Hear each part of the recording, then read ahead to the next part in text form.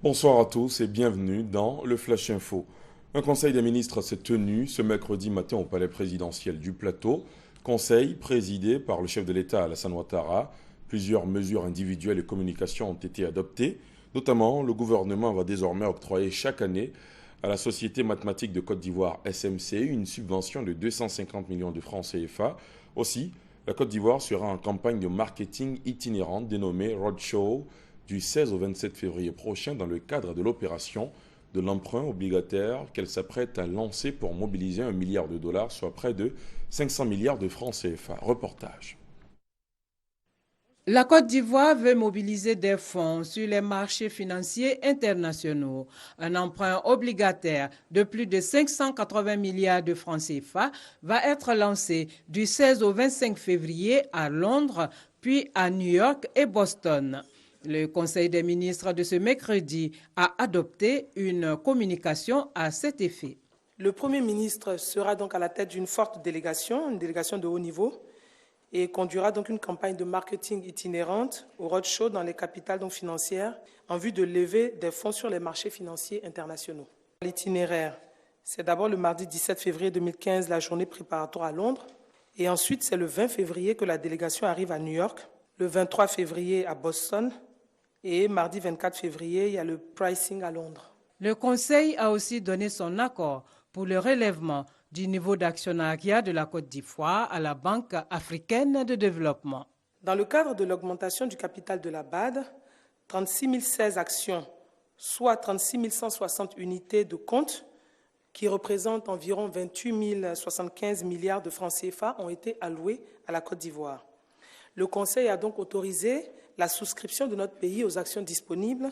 Cette opération permettra naturellement de relever le niveau de l'actionnariat de la Côte d'Ivoire au capital de la BAD et ainsi de renforcer le pouvoir de vote de l'État de Côte d'Ivoire au sein de cette institution bancaire. Au titre du ministère du Commerce, de l'Artisanat et de la Promotion des petites et moyennes entreprises, il ressort de la communication relative à l'analyse des statistiques du commerce extérieur de la Côte d'Ivoire 2014 que la balance commerciale est excédentaire. L'excédent commercial chiffré à 891 milliards de francs CFA s'est nettement amélioré par rapport à l'année 2013 avec une hausse de 75%.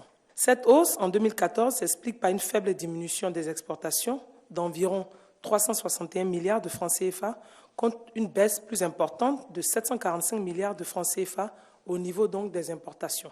Le Conseil des ministres a aussi décidé d'apporter une contribution au financement des activités de la Société mathématique de Côte d'Ivoire. La contribution de l'État consistera notamment en l'octroi d'une subvention annuelle d'un montant de 250 millions de francs CFA et de bourses d'études au niveau national et international. Le gouvernement a par ailleurs salué le président de la République Alassane Ouattara dès son entrée dans la salle du Conseil des ministres pour la victoire des éléphants. Le réseau ivoirien de suivi et d'évaluation RISE organise depuis hier au Plateau les journées ivoiriennes de l'évaluation JIE 2015. La tenue de l'événement fait suite à la décision de l'ONU qui a décrété 2015 comme année internationale de l'évaluation. La cérémonie d'ouverture s'est tenue en présence du ministre d'État, ministre du Plan et du Développement, Albert Mavritoikeus. On en reparle dans la grande édition. Dans l'actualité sanitaire, ces résultats encourageants pour les tests cliniques d'un antiviral japonais dans la lutte contre Ebola en Guinée. Les indices d'efficacité ont été relevés. Cette nouvelle donne devrait contribuer à enrayer la progression du fléau. Dans le même temps, le président Alpha Condé s'est rendu au Libéria pour une visite de solidarité à Ellen Johnson Sirleaf.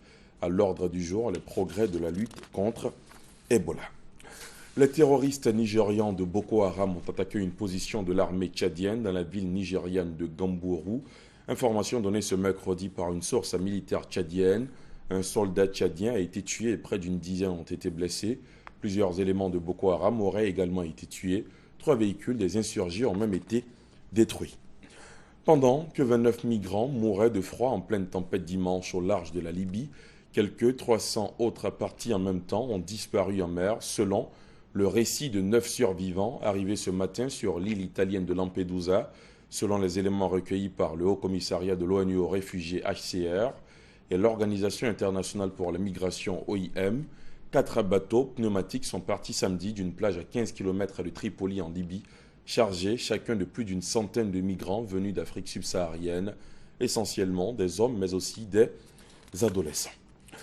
Après 10 mois de conflit et plus de 5000 morts, les dirigeants ukrainiens, russes, français et allemands se rencontrent ce mercredi à Minsk, en Biélorussie, pour tenter de mettre sur pied un cessez-le-feu durable dans l'est de l'Ukraine, une réunion sous tension. Les Occidentaux redoutent que les belligérants russes et ukrainiens ne sabotent ce sommet de la dernière chance. Et puis, comme tous les mercredis, à suivre dans la grande édition, Eco Plus, la tribune économique de la rédaction. Depuis 2013, le gouvernement ivoirien se préoccupe de mettre à profit le potentiel socio-économique de la diaspora ivoirienne. Une plateforme a donc été créée, le Forum Diaspora for Growth, un espace d'information et d'échange pour canaliser le savoir-faire de ces Ivoiriens de l'étranger, en faire une force motrice au service de l'émergence à l'horizon 2020. On fera le point de ce forum dans le 20h. Ce sera tout à l'heure.